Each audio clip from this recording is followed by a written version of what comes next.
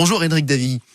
Bonjour. Député LFI des Bouches-du-Rhône, merci d'être là. Le mot qui revient depuis dimanche, depuis l'annonce du gouvernement sur le durcissement des règles de l'assurance chômage, c'est violence. Vous trouvez ça violent, vous ?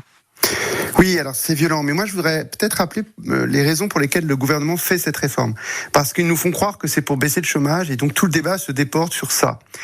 Et en réalité, c'est pas la vraie raison.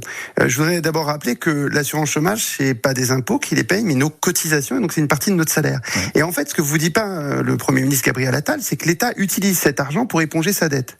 Parce qu'en réalité, l'Unédic, donc qui paie les assurances chômage, est déjà bénéficiaire. Oui, il n'est pas déficitaire, elle prévoit 20 milliards d'excédents. Ouais.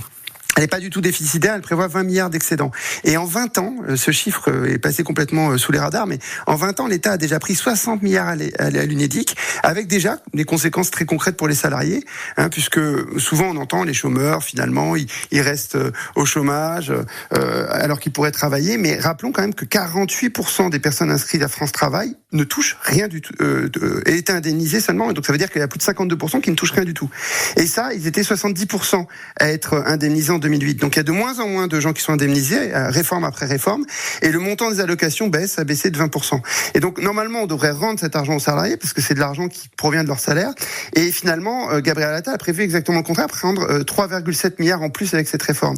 Et évidemment, donc si on voit que c'est pas du tout pour baisser le chômage qu'ils font ça, mais pour récupérer de l'argent dans un contexte d'austérité, tout ça parce qu'ils veulent pas augmenter les impôts sur les plus riches, on comprend bien que c'est totalement injuste, et que les efforts vont être faits par les plus vulnérables, et ça va pas avoir d'impact sur le chômage. Oui, mais en réalité, Davy, on est déjà... J'entends ce que vous dites, Éric Davy, mais quand on regarde d'autres pays en Europe, on s'aperçoit que c'est pire. 12 mois sur 30 en Allemagne, il faut avoir cotisé 16 mois sur 33 en Belgique. Est-ce que ça veut dire qu'on aurait tort donc de pas suivre ces pays ? Alors non, c'est pas pire partout, d'abord. Oui, j'ai donné ces deux exemples qui étaient plus plus prononcés. Mais de toute façon, tout ça est une. Là, on peut toujours trouver des exemples où c'est pire. Je voudrais, il y a des endroits où il n'y a pas d'assurance chômage, il y a des endroits où il n'y a pas de liberté politique. Évidemment. C'est pas. Voilà. Non, la question est pas là. La question c'est quels sont les droits que les salariés ont, et parce que c'est leur argent. Moi, je vous rappelle, peut-être que ça peut être pire et qu'on peut indemniser moins, mais à ce moment-là, augmentons les salaires. Mais c'est pas ça que propose le gouvernement. En réalité, ce qu'il propose, c'est de prendre l'argent et de ne pas le rendre. Et puis ça n'a pas d'effet sur le chômage. Encore une fois, alors la DARES a fait, puisque c'est la suite de la réforme de 2019, la DARES, qui est le service public qui étudie tout ça, a regardé, et il y a pas d'effet en fait donc sur le chômage depuis la réforme de 2019.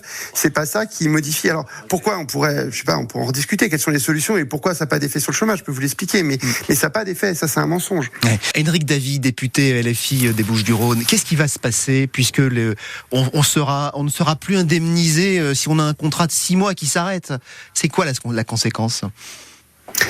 Déjà, je voulais juste revenir parce que vous disiez que les autres systèmes étaient moins favorables. En réalité, par rapport à ce que vient de dire le témoin, l'auditeur, le taux de remplacement, c'est-à-dire le salaire qu'on touche une fois au chômage, est de 57% en France, mais il est de 90% en Danemark, il est de 60 à 67% en Allemagne. C'est plus avantageux ailleurs, on est d'accord. Et c'est plus avantageux sur la rémunération, c'est plus avantageux dans d'autres pays. Donc ces histoires de comparaison sont problématiques. Non, mais moi je crois que ce qui est dramatique, c'est que certains vont accepter des emplois pour lesquels ils ne sont pas faits. Et ça peut générer à la fois de la souffrance au travail et des accidents de travail. Parce que quand on n'est pas bien formé pour être bûcheron, par exemple, là typiquement l'exemple précédent, et qu'on a une formation qui est une autre formation, ça peut être une catastrophe au travail et ça peut être dangereux pour la personne. Et enfin, le pire, c'est que certains vont se retrouver sans rien et se retrouvent à la rue.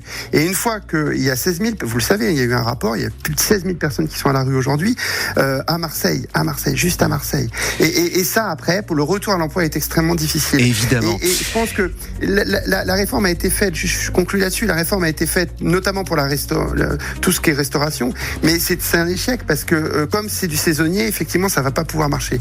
C'est ce que nous disait notre invité, effectivement. Merci Éric Davy, député LFI des Bouches-du-Rhône, merci à nos invités et évidemment à vous qui avez témoigné ce matin.